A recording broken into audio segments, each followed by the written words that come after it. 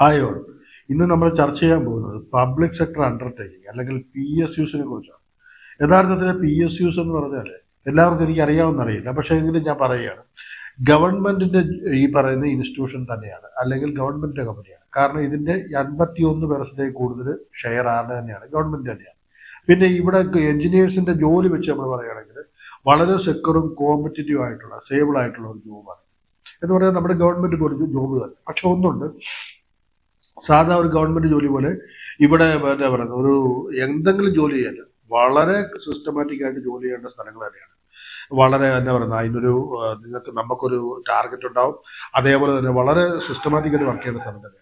പക്ഷെ ഒന്നുണ്ട്, സാലറി നമ്മൾ മുമ്പേ പറഞ്ഞ പോലെ കോമ്പറ്റീറ്റീവ് ആണ്. എന്ന് പറഞ്ഞാൽ നമ്മുടെ ഈ പറയുന്ന ഇന്ത്യയിൽ കിട്ടാവുന്ന ഏറ്റവും നല്ല എഞ്ചിനീയേഴ്സിന് കിട്ടാവുന്ന ഏറ്റവും നല്ല ടോപ്പ് ജോലികളൊക്കെ ഗവൺമെന്റ് തന്നെ സ്റ്റേബിൾ ആയിട്ട്, അതും പ്രത്യേകിച്ച് അലവൻസും ഒക്കെ വളരെ കൂടുതലുള്ള, ഈവൻ നമ്മുടെ ONGC ആണ് നമ്മൾ ആദ്യം പറയുന്നതെങ്കിൽ ONGCയുടെ ഇപ്പോഴത്തെ ഏറ്റവും ടോപ്പായിട്ടുള്ള ആദ്യം കയറുമ്പോൾ തന്നെ കൊടുക്കുന്ന സാലറി 21,000 ഒക്കെയാണ്.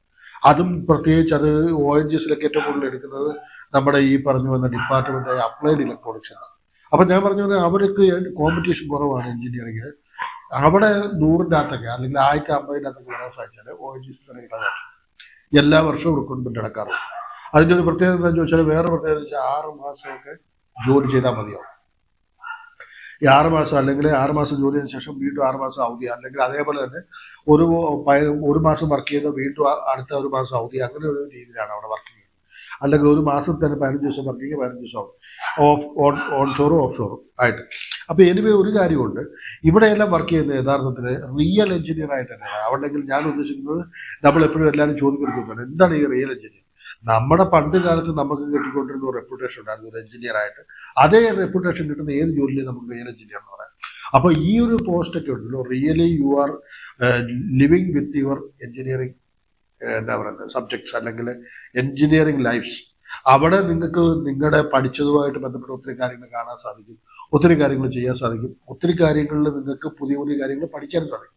അപ്പൊ എനിവേ ഇതുപോലൊരു ജോബ് നമുക്ക് ഈ പറയുന്ന ഇന്ത്യയിൽ കോമ്പറ്റീറ്റീവ് ആണ്. ഈ ഒരു എക്സാമിനേഷനും അവിടെ എത്തിച്ചേരുന്നതും ടഫുമാണ്. പക്ഷെ എങ്കിലും ഇഫ് യു ഗെറ്റ് ദെയർ, അവിടെയുള്ള ഓപ്പർച്യൂണിറ്റിയും അവിടെയുള്ള ആ ഒരു എൻവയറമെന്റും that is a huge difference. നിങ്ങൾ ഒരു real engineer feeling you will get. അപ്പൊ എനിവേ ഞാൻ ഇതിനെക്കുറിച്ച് ബാക്കി പറയുകയാണെങ്കിൽ, ഇതെല്ലാം PSUs എന്ന് പറയുന്നത് ഗവൺമെന്റ് ഓണേഡ് കോർപ്പറേഷൻസ് ആണ്, playing vital role in country's economic development. നമ്മൾ ഓൾറെഡി പറഞ്ഞായിരുന്നു, നമ്മുടെ കൺട്രിയുടെ ഡെവലപ്മെന്റിന് വേണ്ടി വളരെയധികം ഈ പറഞ്ഞു വന്ന സഹായിക്കുന്ന ഒരു ഇൻസ്റ്റിറ്റ്യൂഷൻസ് ആണ് PSUs.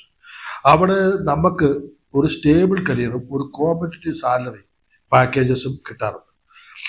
ഇതിന്റെ ഒരു ഓപ്പർച്യൂണിറ്റിയുടെ ഓഫറിനെ കുറിച്ചൊക്കെ ഒന്ന് പറയുകയാണെങ്കിൽ, ആദ്യം തന്നെ നമുക്ക് ONGCയെ കുറിച്ച് പറയാം.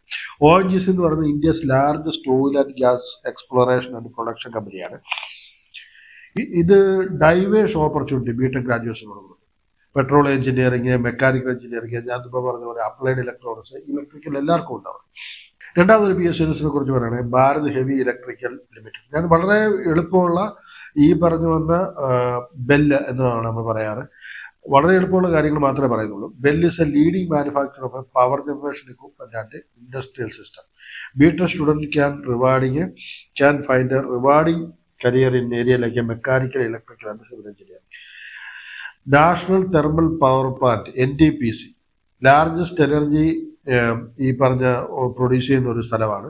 അവിടെ ബിടെക് സ്റ്റുഡൻസിന് ഇഷ്ടംപോലെ ഓപ്പർച്യൂണിറ്റികൾ ഇലക്ട്രിക്കലുകാർക്കും മെക്കാനിക്കലുകാർക്കും ഇൻസ്ട്രുമെന്റേഷൻകാർക്കും എല്ലാം ഉണ്ട്.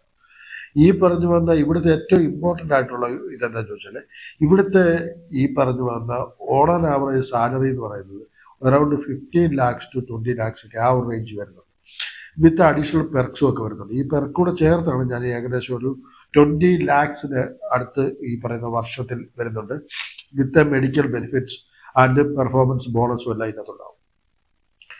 ഒരു PSUസിനെ വെച്ച് പറയുകയാണെങ്കിൽ ഇവിടുത്തെ ഏറ്റവും ഇമ്പോർട്ടൻ്റ് ആയിട്ടുള്ളത് ഈ പറയുന്ന ജോബ് സെക്യൂരിറ്റിയും chance to contribute to the national development. National ഡെവലപ്മെന്റിന് ഒരു ഭാഗമാക്കാൻ നിങ്ങൾക്ക് സാധിക്കും. പിന്നെ ഒരു എന്താ പറയുക, ഇൻഫ്രാസ്ട്രക്ചറിനും മാനുഫാക്ചറിനും എനർജിയുടെ ഒക്കെ ഒരു ഭാഗമാകാൻ പറ്റുക എന്ന് പറയുന്നത്, നിങ്ങളുടെ സ്കില്ലും അതിൽ എക്സ്പെർട്ടൈസ് ആകാനൊക്കെ പറ്റുക എന്ന് പറയുന്നത് വളരെ വലിയ അനുഗ്രഹമായിട്ടുള്ള കാര്യമാണ്. ആസ് ഒരു engineer point of view, this is എന്താ പറയുന്നത് ഒരു ഡ്രീം ജോബ് തന്നെയാണ്. എനിവേ എല്ലാവർക്കും ഈ ഒരു വീഡിയോ ഇഷ്ടപ്പെട്ടെന്ന് വിശ്വസിക്കുന്നു. Thank you for watching me. Thank you.